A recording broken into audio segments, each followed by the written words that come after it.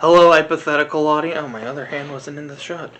Well, this take has already been ruined. So, Jungle Book, the last film in the Silver Age. Do you want to start, or should I start? You know what? I'm going to start, because this has been my favorite movie so far. Because Is it the best movie we've seen? Probably not. I don't think the animation in the Jungle Book's the best. I don't think the main character is the best. Even as a kid, I never really liked Mowgli. I found him kind of whiny. And I think for me the big problem is he never really does anything by himself. He's always getting saved by Bagheera, or by Baloo, or by Bagheera and Baloo. By, like, the vultures or something? The vultures helped him out. It's like, did he beat Shere Khan? Technically. But it's like, okay, that was weird. We were but perfectly synced with that technically, too. But anyway, it's like, well, it's because Baloo was holding him off. The vultures were helping out. He had God helping him out with just that divine lightning. Some indignation happened. We still need to play Tales of Arise. Very much looking forward to eventually playing Tales of Arise. But, nonetheless, it's like, so, not really there. Okay, so the first time with Kaa, Bagheera is able to get Mowgli distracted. And then, he kind of bails out Bagheera. The second time, Kaa is about to eat him. And then Shere Khan, is able to distract Kaa long enough for it to kind of wear off. So, like, he never really gets out of anything by himself. Which, that's one thing I really liked about the live-action remake, is it felt like this is a Mowgli that can take care of himself. So at the end of that movie, when he's able to stay in the jungle, I'm not like, oh man, this is so awful, this completely, because I've also never read the original book, but I'm like, this does not feel like a betrayal to me. It's like, no, this Mowgli feels like he can stay in the jungle and take care of himself. Mm-hmm. This one doesn't. So when, you okay? Fly in the eye? No, it just feels like there's just something in my eye.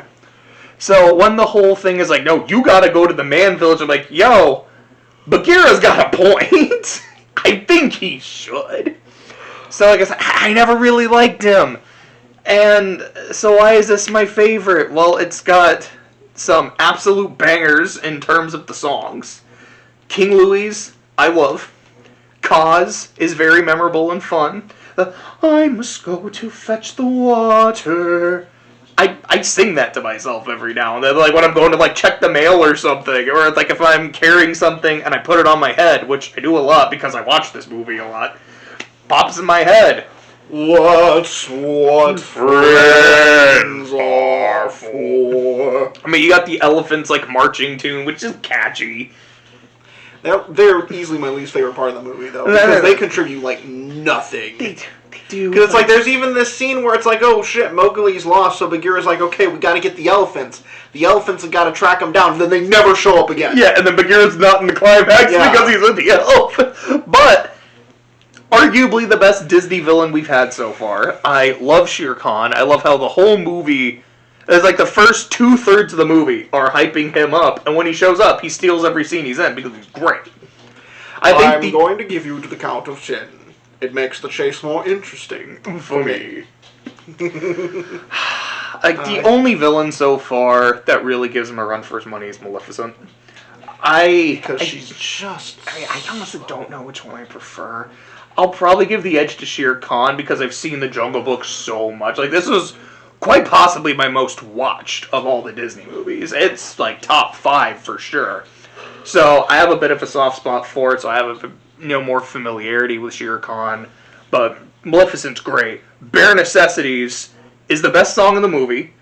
Aside from anything from like Sleeping Beauty or Fantasia, because like things that have used like actual classical music, it is my favorite song we've heard so far. I think it is my favorite song in the Disney canon. Now, we'll see how that goes, when we get to some absolute bangers, like Circle of Life, Friend Like Me, anything from all of Hunchback or Beauty and the Beast, but... Well, not all of Hunchback, because there's the Gargoyle song, but... Okay, yeah, but every other song is phenomenal, but... And then every song from Beauty and the Beast. Gosh, I love Bare Necessities. It's so... And Baloo also might be my favorite character in the Disney canon. He's my favorite so far. It's like, I love him. I love how happy he is. I love how chill and just vibes. Because I remember when the live action He movie is a came whole out. ass mood. I like how, because I remember when the live action movie came out, you said one of your biggest problems with it was the way they did Baloo, because it's just Bill Murray. Yes, and I love Bill Murray. But my problem with it was Baloo felt like a con artist. I mean, that's not like what he felt like. That's what he was. He was written as a con artist. Which is basically just Bill Murray. Well, I mean, not in real life, but a lot of the characters he play are really con artist kind of characters. Even if they're not actually like con artists, they still have that kind of almost sliminess to them. And it's like, to me, that's not Baloo. He's very open about who he is and what he's all about, which is like, hey now, just relax, vibe. If you're working too hard, then just tone it down. Sit by the river. Just relax. Like, I love this guy. He's great. I adore this movie. Like, yes, this is an S tier. I said it's my favorite movie so far. Because, like, is it? And I feel like, to me, it's adult me who can be like, let's watch this film. Let's give it a critique. I'm an tease. Technically speaking, the second act is quite weak, as there's not a lot of structure to the movie. Who gives a shit? Bare necessities. No. To me, it's like, that part of me says Fantasia is the best one. I love the look of the film. I love the music of the film. Even if some of the segments don't exactly, like, they feel a little long, or I think this part's not my favorite, they're still really cool, and I just love the concept and the creativity and the fact, it's like, as you were explaining to, it's like, they're not making music to match the movement, they're making movement to match the music, which is way harder. And just, some of the tricks we saw in Fantasia, like, oh my gosh, I'm astounded by this. And the fact that they tried to do it again, and it didn't work, and they have not tried to do it again since. I honestly kind of hope Disney does, like, another Fantasia. Hopefully, no, because they probably use like modern pop songs, and I don't like modern music, so. I do, but yeah, I just like music. I'm not one of those people that's like, oh man, anything after the 80s or whatever. I just like anything. I'm not picky, but I just like something to bop to. But anyways, the kid in me who grew up watching Disney movies and is like, yay, pretty colors and cartoons and singing bears and shit, loves this movie. It is like, this is the best one. And then it's the nostalgia I have for it. Plus, yeah, I really like Baloo. Man, I still love Bare Necessities. Man, I still love Shere Khan. This is my favorite so far. Is it going to stay my favorite? We'll see. But so far, this is number one. Okay. The S tier of S tiers, I suppose. I feel like, for me, it's so close to being an S tier, because for me, an S tier has to be basically a perfect movie. It's kind of like in Pixar. For me, The Incredibles is an S tier movie because it is perfect. There is not a single thing I can find wrong with it. And it is also, it just feels almost timeless. Yes. And I feel like a lot of movies so far have hit the timeless aspect of an S rank, but still have their issues. Like with Fantasia, I feel like some of the songs, they do overstay their welcome. Even if they are good songs, I feel like these sections go on too long. So it's not quite an S tier. But for this movie, it definitely feels timeless.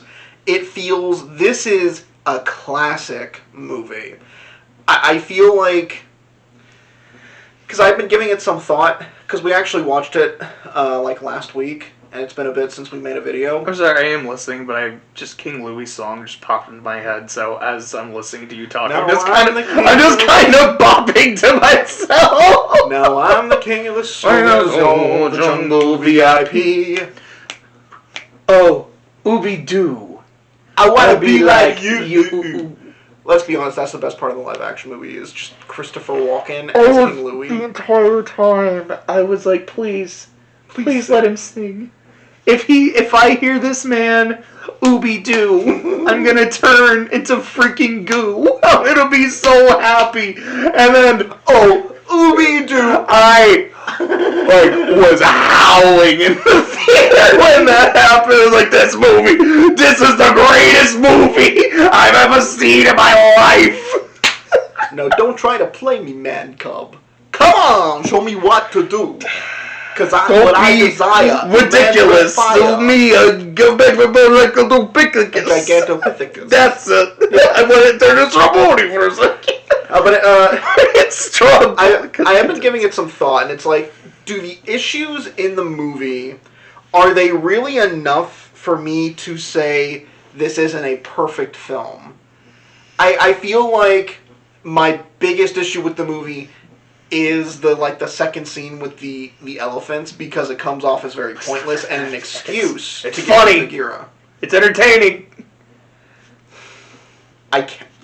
I got to It's an S rank too. Yeah! Is this your first? I think it is my first, actually. So has this been your favorite movie so far? I wouldn't say that.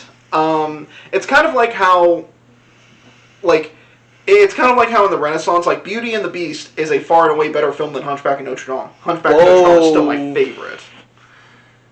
I don't know if I quite agree with that. Because I thought Beauty and the Beast was your favorite. Well, I feel like I'd have to rewatch them again. Because I do, I do think Beauty and the Beast is probably, but I think you were saying, it's far and away better. And I'm I don't know if I go that far. It doesn't have the problems that Hunchback has, but Hunchback is still far and away my favorite of the Renaissance. Okay. Spoiler alert. But who knows? Maybe we'll rewatch it and be like, man, Mulan slaps, because, spoiler alert, it do. I love Mulan. But I think for this movie, it's not my favorite so far, because, well, that's hard. Because I was just having a good time. I think that's a good transition then, because this was the last film of the Silver Age. Walt Disney's era, basically. Yes, because this was the last. If I am correct, this is the movie he was working on while he died. So it's the last one he was working on. And Aristocats is the last he greenlit. Yes, and then Winnie the Pooh, because it's a collection of shorts made in his lifetime. That is truly the final Walt movie. Yeah. But so the Silver Age, which was Cinderella through Jungle Book. What do you think of the movies overall? So that's also Lady and the Tramp, Alice, Sleeping Beauty, Dalmatians, Sword in the Stone. I feel like there's maybe one or two others I'm forgetting. Let me look up a list real quick. Maybe I'm not. God, I'm glad we're out of the wartime movies. The wartime movies feel like so long ago, and I'm so glad, because basically every one of the movies in the Silver Age was a banger. Basically, There's Sword in the Stone. But it's not our favorite. So let's start with Cinderella. I feel is the first Peter Pan. Okay, so there was one that I was forgetting. Cinderella feels like the first classic Disney movie, because it's all of the other movies beforehand had problems or things that kind of kept me from going, yeah, this is a classic movie. Except for Fantasia. Fantasia's a classic. Even if I have some issues with Pinocchio? Yeah, I guess. I like Pinocchio. It was definitely my favorite of that era. But Cinderella, I like it. It had good pacing. It had good characters. It had the stepmother, which... Tremaine. Overall, a really good movie.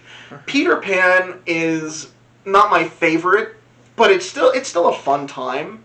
It's just fun. It's not particularly fulfilling, but shmee, it does have that. You'll not get me other hand. Just talking about Peter Pan, which is about a boy who can fly and stuff. I'm just thinking of the Sora trailer, and just how much time they focus on.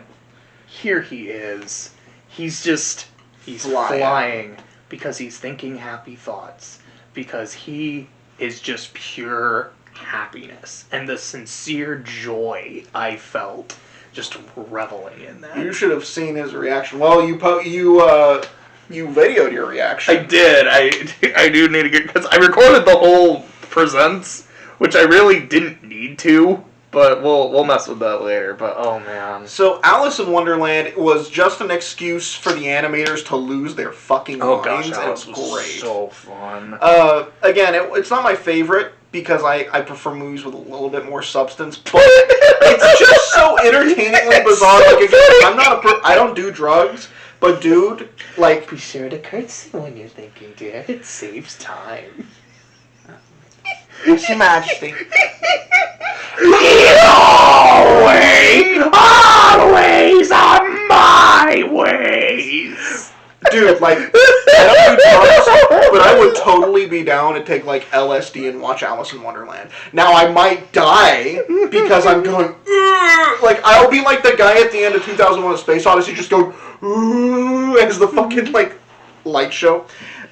So Sleeping Beauty is, mwah, just so well done. It has its problems because, yeah, the princess, I think she is the least interesting Disney princess, like, period, because she really doesn't have a character. She's not in a lot of the movie.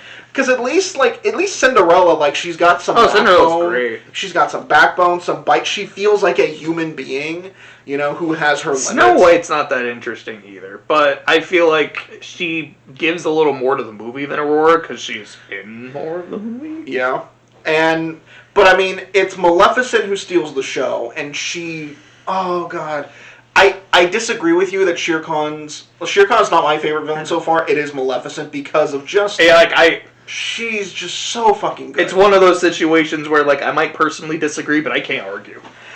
She's great. And the fairies are good. Yeah, they're the actual protagonists of the movie. Yeah. Lady and the Tramp, solid. Fine. Yeah, it's fine. I mean, I like Tramp. He's a tramp, but we loved him. Yeah, he's a scoundrel. 101 Dalmatians would be a complete nothing of a movie if it wasn't for Cruella de Vil. For that wretched pain. Cruella de Vil. Let's just skip Sword and Stone. I'll just save you your conniption fit. Just skip Sword in the Stone. Fucking goddamn! What the fuck? Okay, and then we get to Jungle Book, which is great. So overall, I think we can both agree the Silver Era is solid.